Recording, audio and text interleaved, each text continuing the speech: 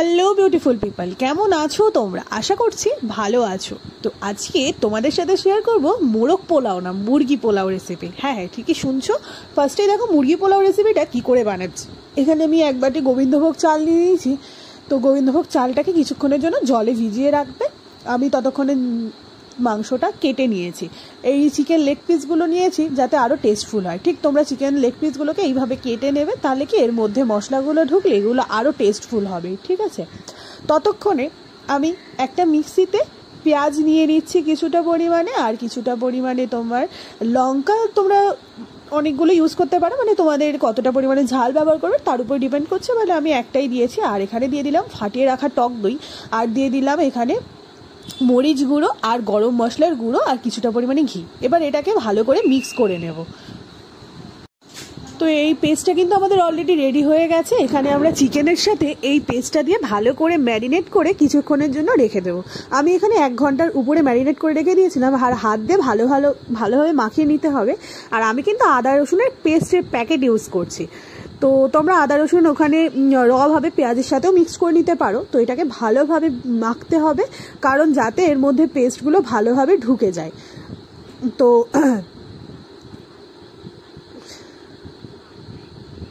ভালোভাবে এখানে আমি ততক্ষণে মিক্স করে নিচ্ছি। মিক্স করে কিছুক্ষণের জন্য ম্যারিনেট করে রেখে দেবো।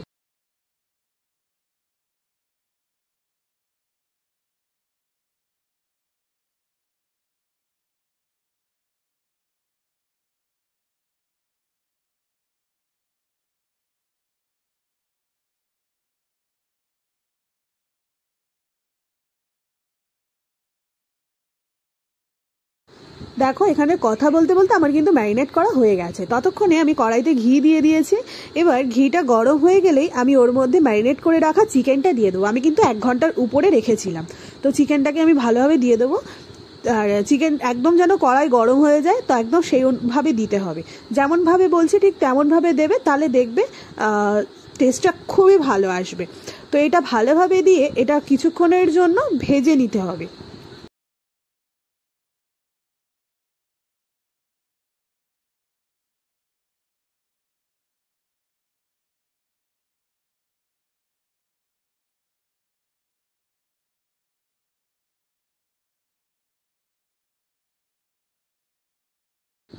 দেখবে চিকেনটা কিন্তু ম্যারিনেট করে রাখার পরে আপনা আপনি সিদ্ধ হয়ে যাবে। আর দেখো, এখানে কিন্তু চিকেনের কালারটা অলরেডি চেঞ্জ হয়ে গেছে, আর একটু ভাজা ভাজা ভাব চলে এসছে।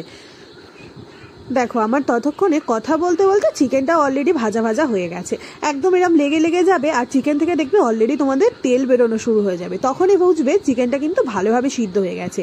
তোমরা চাইলে গ্যাসের ফ্লেমটা বাড়িয়েও রাখতে পারো, কিন্তু আমি কিন্তু লো ফ্লেমেই করেছি যাতে তলায় লেগে না যায়।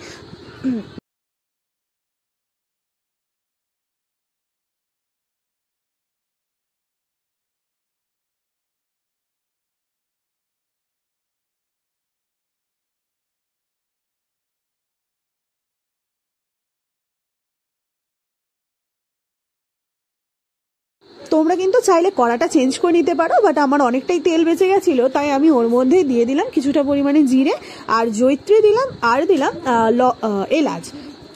লবঙ্গ দিয়েছি, তারপরে তেজপাতা দিয়েছি, তারপরে দিয়ে দেবো এলাচ। ভালোভাবে দিয়ে এটা ভাজা হয়ে গেলেই একটু নাড়াচাড়া করে নেবে।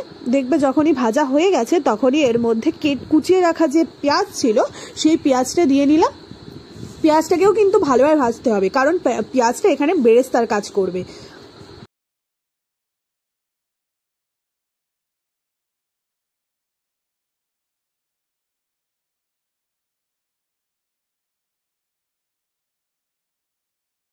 তো এখানে কিন্তু অলরেডি আমার পেঁয়াজ ভাজা হয়ে গেছে। তো এখানে আমি তারপরে আমার রান্না করে রাখা বা ভেজে রাখা চিকেনই বলতে পারো, ওইটাই দিয়ে দিচ্ছি এরপরে। তো ওইটা দিয়ে দেওয়ার পরে ভালোভাবে দিয়ে দিলাম। আমি কিন্তু এখানে 4টে লেগ পিস ইউজ করেছি, কারণ আমি বুঝতে পারছিলাম না কড়াই পুরোটা ধরবে কিনা।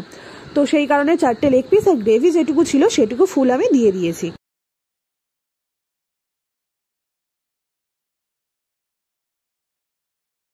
তারপর আমার যে ভিজিয়ে রাখা চাল ছিল সেটাকে আমি জল ঝরিয়ে রেখেছি। নর্মাল পোলাওয়ে যেমন জল ঝরিয়ে রাখতে হয় ঠিক তেমনই রেখেছিলাম।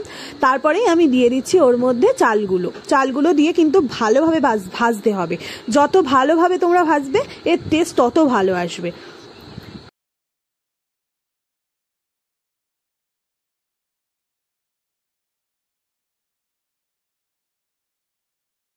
তারপরে দেখো অলরেডি কিন্তু আমার কালারটা চেঞ্জ হয়ে গেছে চাল ভাজার। তারপরে তোমরা এখানে ভেজে রাখা কাজু বাদাম ইউজ করতে পারো, কিন্তু আমি কিন্তু ওইভাবেই দিয়েছি, কারণ ভেজে রাখলে না একটু গাটা গুলায় আমার কাজু বাদাম খেলে, তো ওই জন্য আমি ওইভাবেই ইউজ করেছি। তারপরে আমি এখানে দুধ ইউজ করব, জল কিন্তু ইউজ করব না। তোমরা চাইলে জল ইউজ করতে পারো, বাট যতটা পরিমাণে চাল আমি ততটা পরিমাণে দুধ ইউজ করেছি। তো দুধ দিলে টেস্টটা আরও ভালো আসে, জাস্ট মারাত্মক আসে টেস্টটা।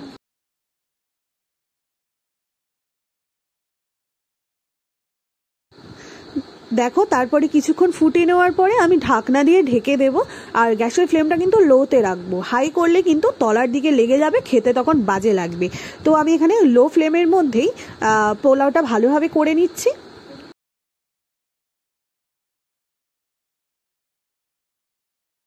তো তোমরা 5-6 মিনিট অন্তর অন্তর একটু চেক করে নেবে যে তলায় লেগে যাচ্ছে কিনা। তো আমিও এখানে একটু চেক করে নিচ্ছিলাম, বাট তখনও আমার অনেকটাই পরিমাণে জল ছিল বা দুধ ছিল, তো সেই কারণে আমি আবার ঢাকনা দিয়ে ঢেকে দিলাম।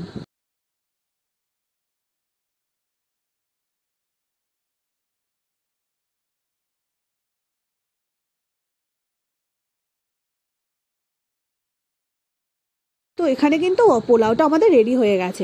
আমি পোলাওটা গ্যাসের ফ্লেম বন্ধ করে পোলাওটা ঢেকে 15-20 মিনিটের জন্য রেখেছিলাম, ততক্ষণে আরও ঝরঝরে হয়ে গেছে।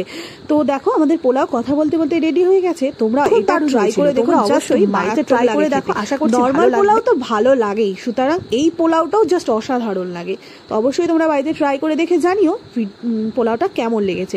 আর ভিডিওটা ভালো লাগলে অবশ্যই লাইক করে দিও। চ্যানেলে যারা নতুন আছো অবশ্যই চ্যানেলটাকে সাবস্ক্রাইব করতে ভুলো না। বুঝতেই পারছো। আর আমি কিন্তু লাস্টে একটু জাফরান ইউজ করেছিলাম, হ্যাঁ সেটা একটু বলতে আমি ভুলে গেছি। তো জাফরান কিন্তু লাস্টে ইউজ করেছিলাম, তো ভয়েসে অ্যাড করে দিলাম। তো ভিডিওটা ভালো লাগলে অবশ্যই লাইক করে দিও। টাটা সবাইকে।